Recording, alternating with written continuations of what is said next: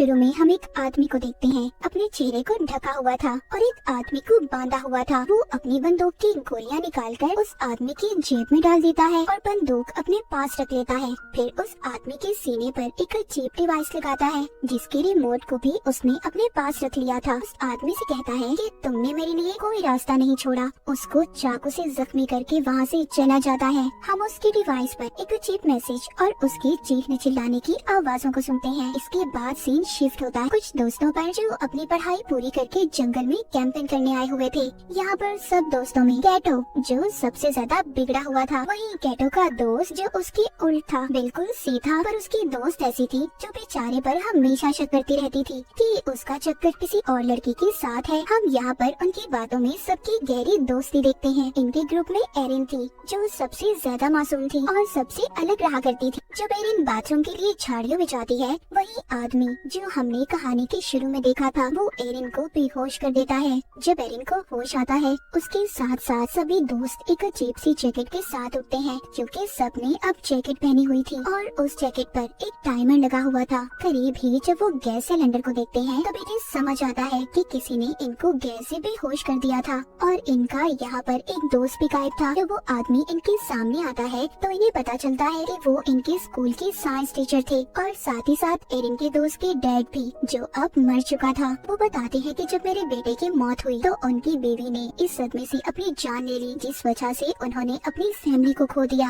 अब उन्हें ऐसा लगता था कि कहीं न कहीं इन दोस्तों में से ही कोई कातिल है जिसने मेरे बेटे को मारा होगा। वो कहते हैं आज तो तुम्हारी दोस्ती का इम्तिहान है। वो जैसे ही अपने हाथ में लिए रिमोट को दबाते हैं, सबकी जैकेटों पर लगी हुई डिवाइसेस ऑन हो जाती हैं। आज तो टेस्ट में सिर्फ वही बचेगा जिसके पास सबसे ज्यादा वक्त होगा। इसके बाद वो अपने आप को ही गोली मार लेते हैं। ये देखकर सब काफी ज्यादा डर जाते हैं। अपनी अपनी जैकेट्स को निकालने की कोशिश कर रहे थे, पर वो निकलने का नाम नहीं ले रही थी। उन्हें समझ नहीं आ रही थी कि आखिर टाइम के खत्म होते ही होगा क्या। वो देखते हैं किसी के डिवाइस में बहुत ज्यादा टाइम था और किसी के पास बहुत कम। उनकी सबसे बड़ी परेशानी ये थी कि दूर दूर तक उनके लिए कोई मदद नहीं थी और इनके टीचर ने सबके फोन्स को भी तोड़ दिया था। अब उन्हें समझ नहीं आती कि वो सच में एक बड़ी मुसीबत में है। एक दूसरे से लड़ने लगते हैं, पर अभी भी कुछ को ये मजाक लग रहा था। जब ये आगे जाते हैं तो इनको अपना दोस्त बॉबी मिलता है, जो एक पेड़ से लटका हुआ था। बॉबी की दोस्त उसको आजाद करने के लिए आगे बढ़ने वाली थी। तभी दूसरी दोस्त कहती है, हो सकता है ये चाल बॉबी की हो, हमें यहाँ पर फंसाने की, क्योंकि इसने ही हमें यहाँ पर बुलाया था।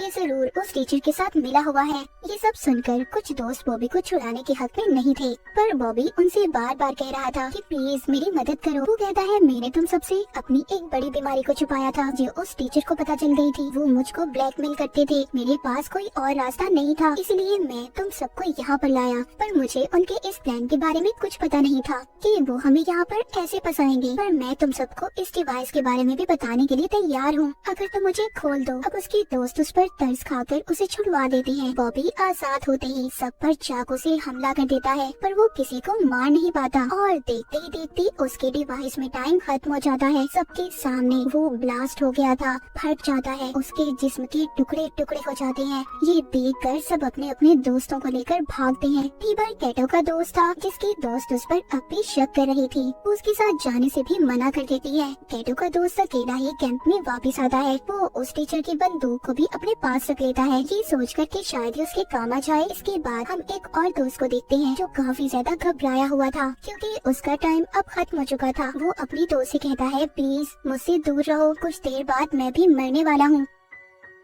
पर तभी जब इसकी एक और दोस्त इनके पास आ रही थी, तो ये गलती से उस पर फ्लैशलाइट से हमला कर देता है, जिससे फौरन ही उस लड़की की जान चली गई थी। पर होता कुछ ऐसा है कि उस लड़की के पास जो टाइम बचा था वो सारा इस लड़के को मिल गया था। वो बहुत परेशान हो गया था। इनकी एक सहीन दोस्त कहती है, जिसको अब सब कुछ समझ आ गया था, हमारी डिवाइसेस में कुछ ऐसे सेंसर्स हैं जो इंसान मारेगा तो उसका सारा वक्त दूसरे इंसान को मिल जाएगा, बिल्कुल पक्षी की तरह। हथियारों के बजाय बचा हुआ वक्त दूसरे इंसान को ट्रांसफर हो जाएगा। उस टीचर ने जानबूझकर ये सब किया था कि सब एक दूसरे की जान ले सके, अपनी जान बचाने के लिए। सब सुनने के बाद सारे दोस्त एक दूसरे के दुश्मन बन गए थे, क्योंकि सबको अपनी जान प्यारी थी। दूर खड़ी एक दोस्त भी इनकी सारी बातें सुन रही थी, जो थोड़ी पागल थी। उसके चेहरे पर उसकी नीयत साफ नजर आ रही थी, क्योंकि उसका टाइम जो खत्म होने वाला था। वो एक लकड़ी का टुकड़ा उठाकर सब पर वार करने लगती है, पर सभी वहाँ से भाग गए थे। अब यहाँ पर नजर आता है सब दोस्तों का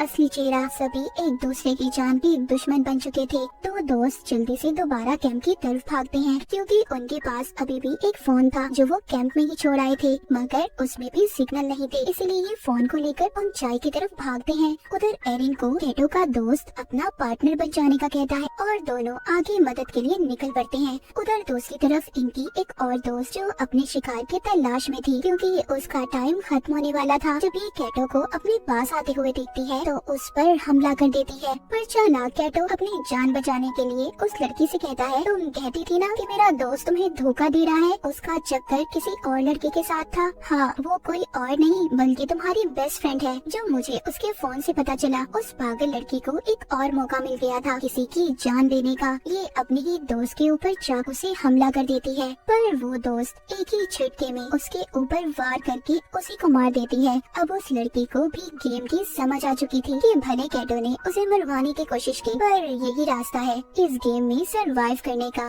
जिंदा रहने का। वो कैटो के साथ मिलकर टीम बना लेती है और दोनों सबका शिकार करने का प्लान बनाते हैं। उधर दूसरी तरफ जिन दोस्तों को फोन मिला था, अब वो लड़की अपने डैड को फोन करती है जो पुलिस ऑफिसर थे, पर उसकी कॉल नहीं लग रही थी। अब उसको शक होने लगा था कि कहीं उसके डैड भी किसी मुसीबत में ना हो। जब वो जीपीएस से लोकेशन पता करते हैं तो उससे पता चलता है कि उनके डैड कहीं आसपास ही थे। उधर दूसरी तरफ एरिन और उसके दोस्त को चलते हुए टीचर का वही शिकार मिलता है जो हमने कहानी के शुरू में देखा था, जिस आदमी को बांधकर उसने रखा हुआ था। ये आदमी कोई और नहीं बल्कि उस लड़की के डैड थे जो अपने डैड को कॉल कर रही थी। साइंस टीचर ये सब इनके साथ इसलिए कर रहा था, उसको अब भी ऐसा लगता था कि उसका बेटा किसी नशे से नहीं मरा बल्कि उसे जानबूझकर मारा गया है, और ये सब इन दोस्तों की पार्टी में हुआ था। उस लड़की के डैड को इसलिए मारा क्योंकि बिना छानबीन किए उन्होंने उसके बेटे के केस को बंद कर दिया था। यानी कि सच ये था कि इन्हीं के बीच में कोई कातिल है। उधर ही एरिन के दोस्त को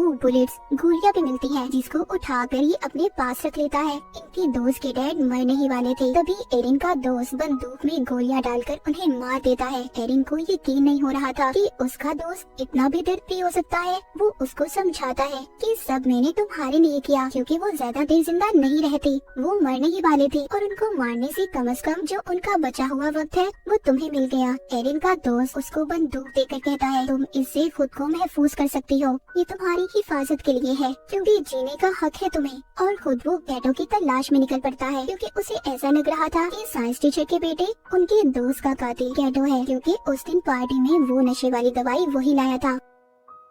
अब एरिन अपनी उसी दोस्त से मिलती है और उसको उसके डैड के बारे में बताती है। ये सुनकर वो बहुत ज्यादा रो रही थी। एरिन कहती है, अभी हमारे पास रोने का वक्त नहीं है, हमें जल्दी रिमोट को ढूंढना होगा। वो इन दोनों को उस रिमोट को ढूंढने का कहती है और खुद कैटो के पास जाने का फैसला करती है कि उसकी जान खतरे में है। उधर कैटो को भी उसके दोस्त ने ढूंढ लिया था। इन दोनों की बहुत ही खतरनाक लड़ाई होती है। उस लड़ाई में कैटो ने अपने दोस्त को मार दिया था। फिर कैटो अपने एक और दोस्त को मारने की कोशिश करता है और आखिर में कैटो ने उसकी बंदूक लेकर उसे भी मार दिया था। जिस दोस्त को उसने मारा था उसके पास सबसे ज्यादा टाइम था जो सारा अब कैटो को मिल चुका था, लेकिन कैटो को तो इस गेम में जीतना था। वो अभी भी पास कहाँ आने वाला था। वो एक और दोस्त को मार देता है। कैटो अपने आखिरी शिकार की तलाश में था जो एरिन और उसकी एक और दोस्त थी। जैसे ही उनके पास जाता है, एरिन की दोस्त इस पर बहुत चिल्लाती है कि उसने उनके सभी दोस्तों को मार दिया, पर वो इसकी तरह कातिल नहीं बनना चाहती थी, इसीलिए इसे चाकू से जख्मी करके भाग जाती है। पर भागते हुए वो सोचती है